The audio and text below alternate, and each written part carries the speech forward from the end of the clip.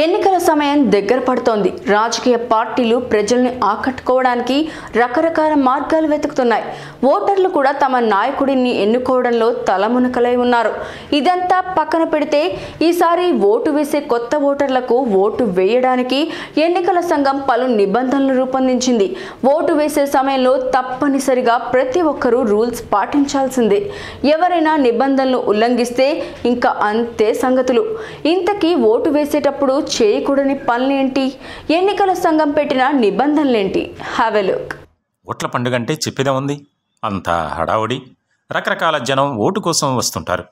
Vote వేయడానికి ఎన్నికల సంఘం పలు నిబంధనలను రూపొందించింది.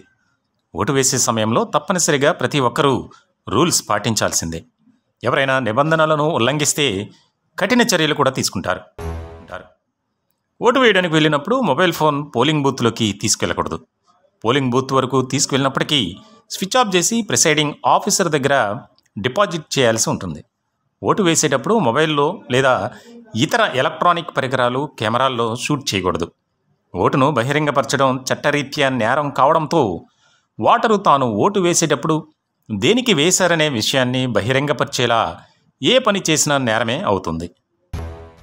ఎవరైనా ఓటరు ఓటు వేసేటప్పుడు దానిని ఫోటో లేదా వీడియో తీస్తే ఆ ఓటరును పోలీసులు అదుపులోకి తీసుకుని చట్ట ప్రకారం చర్యలు తీసుకుంటారు.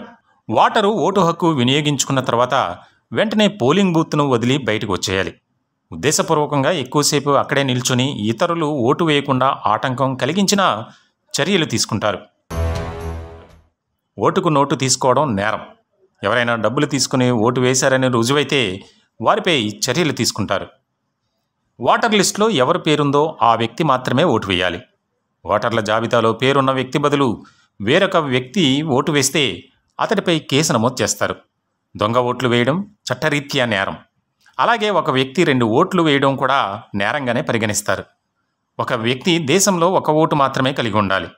ఒకవేళ 1 కంటే ఎక్కువ ఓట్లు ఉన్నప్పటికీ కేవలం 1 చోట మాత్రమే ఓటు హక్కు ఉపయోగించుకోవాలి.